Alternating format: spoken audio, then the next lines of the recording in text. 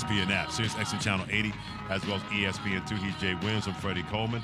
And you posed this question to me about 30 minutes ago. Not even 30 minutes ago, about 15 minutes ago, in terms of Kevin Durant. And yeah, he's going to be concerned about his legacy.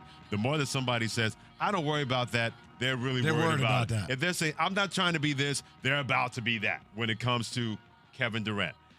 But you mentioned the point in terms of with his legacy and going from one place to another place and needing to make Brooklyn his own and having a trade demand wanting out of Brooklyn. And that concerns you when it comes to Kevin Durant, even though it does not concern me in terms of leadership. It doesn't concern me. It's just a matter of where are you deciding to put your feet down? And maybe this is not for you. Maybe there isn't one location where you're deciding to say, this is mine. Okay. You know, and granted, look, this is going to sound, I'm used to players doing that, wanting to say, this is mine. Right. Like, I'm going to build this out. And maybe it's just that the overall legacy of KD and Kyrie is that they're mercenaries. They're hired assassins. They go to different locations. They win chips, whatever it is. But, there's certain things. When I think about Kobe Bryant, I think about L.A. When I think about Larry Bird, I think about Boston. Sure. When I think about, Kareem Abdul-Jabbar, I think about L.A. Like, there's certain no doubt pieces, like players that are just synonymous with the towns or the franchises that they built. That you see I'm just wondering for KD if that will happen now at 33 years old in his career. Here's why. It doesn't need to happen. It doesn't just need things to. that you're curious about. Here's why I hear where you're coming from. And I'm going to use a 21st century mindset when it comes to this. This is what happens when people try to follow a template of somebody else. And that guy's LeBron James. Because look what LeBron did. LeBron let it be known that you can go to different places and win championships and have that as a part of your legacy without people putting you in that box. It is a total 21st century way when it comes to professional athletes, not NFL, because it seems that if you're a quarterback, we're going to think of Patrick Mahomes with Kansas City, Aaron Rodgers with Green Bay. Even though Tom Brady's in Tampa Bay, we're still going to regard him as a Patriot player, as a Patriot organizational member. In the NBA, that's more of a players' league. LeBron let it be known that, hey, we control things. So it didn't matter to him that, hey, Cleveland wasn't working out anymore, couldn't win a championship here, I'm going to go to Miami. And then he went back to Cleveland because he felt he had a chance to go to college, and now he's ready to take a real job and bring a championship But came through and won them their first championship in franchise history. And that's the difference. He was able to come through after the first time in Cleveland, and he made each stop his own.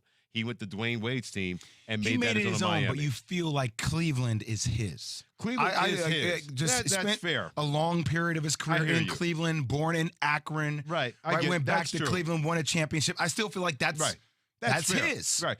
LA is never going to be his.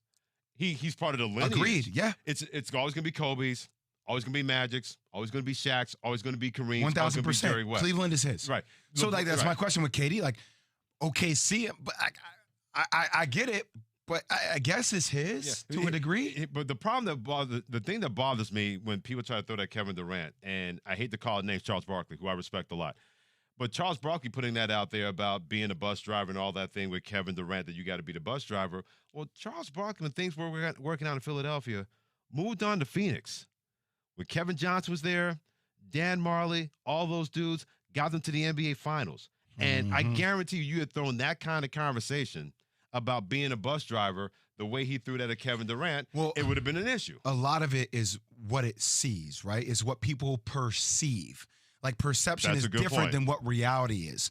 So a lot of perception that's been built around these two is that KD always defers. And what lends people to that perception is when there are these things that sometimes other players might have openly stated, hey, we don't rock like that. Kevin Durant has not said anything publicly about how Kyrie has handled some things. So people, I think, have mistaken his silence for him deferring, when I know that's not the case behind the scenes. Well, whatever that is, and that's not to say that you're not making a cogent point, because you are. But I've always been a big believer, it's not so much what the player brings to the situation or the celebrity brings to the situation, it's what you bring to it. No matter what he does, people are never going to forgive Kevin Durant. Never. And you made this point off air about 15 minutes ago. They're never going to forgive Kevin Durant, and I'm with you on this one, for leaving to go to Golden State. They can't get over it. Can't get over it. He can win championship after championship after championship. He could cure cancer. Well, that's my thing. And no one's going to give him a pass. No one will ever give him a pass in Golden State. But if he won one, considering all the chaos and stuck his feet in Brooklyn, I think there will be a lot more. And he doesn't need this. I'm not saying Kevin needs this to validate his own greatness to himself, but there is a sense from others that they will respect him more. You think so? If he built something of his own. Even if he navigated Kyrie differently. Now, if he were to leave and then go to Rip City, he may win championships, may still be considered one of the greatest of all time. I will see it that way. But there will be other. I think you're in the minority because people still never. That's what I'm saying. A lot of people will see it that way. Well, you had to go to somebody else's team where they established the culture because you couldn't do that on your own. To me, as a hooper, that doesn't minimize his greatness Not to me either.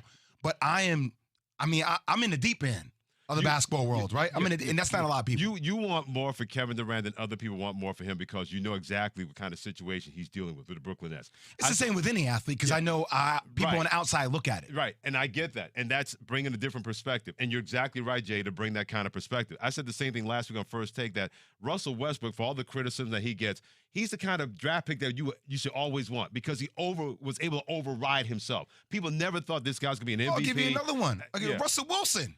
Russell Wilson, right? Like, think of the whole narrative that, he wasn't really, look when he drops back and he throws the ball 40 or 50 times. Look how the numbers go down and the analytics. And they were a run-first team and with Marshawn Lynch, and their defense was what got them there. The Legion of Boom, like all this stuff. True. And it's true, right? But it's all of a sudden, like, it's used like, well, even though he came off an injury last year, well, he's not he's not a top 10 quarterback. I'm like, whoa, wait a second. At one point he was. Right now, I don't think so. Okay. But at one point he was. It feels like there's something for him to prove now in the AFC West in Denver with things being reloaded, right? Especially in that division. So, like, I feel like for somebody who's done it at a very, very high level, true. Like, you go through these lows where people all of a sudden start disrespecting you, like you can't do it on your own, and that's what I hate. That's what I hate. Well, if you hate it, I can only imagine how much he can't stand it. Oh. And it's one thing if the average Joe and Josephine throws that at Kevin Durant, he can put them in a place that you haven't been in my shoes. You haven't been in this situation.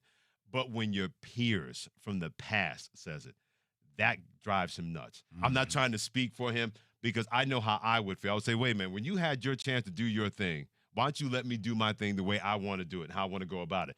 But as long as that perception is out there, he's never going to win in that court, and he knows that more than anybody else, in my opinion. And here's the biggest challenge, I think, for Kevin Durant, and it's a challenge for, I think, a lot of athletes or anybody in the public eye. We all go through maturation processes, right? Like, I talk to my wife about this all the time. Like, there are a lot of things that she goes through that are not in the public eye, and it allows her to deal with it privately where people don't see the mistakes that are made or how difficult it is to navigate, do I do this or do I do that? And for other people, publicly, when you have to make these decisions, especially for KD, who, he's got into spats with different media members. You've seen the way he handles conflict, right? You wonder, okay, if there's conflict here internally with something that you're trying to build, we all know the process it takes to build something of your own. How do you handle that? And we're watching it in real time as he matures through the process. And we're watching it because he's dealing with a mercurial person known as Kyrie Irving. Somebody that he signed up with. And I've said it before and I'll say it again. You better be careful what you wish for because you sign with a guy like that. As my dad told me a long time ago, some people just like fire. You can't get too close. But now he can't have any choice. He's made his choice that he wants to try to do this either with Kyrie or without Kyrie based on his trade demands.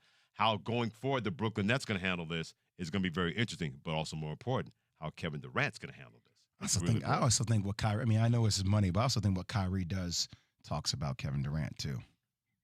We shall his relationship. Yeah, this is page 1 of that. And they're probably at page 30 when it comes to that. Keyshawn, J. Will, and Max with J. Williams and Freddie Cole.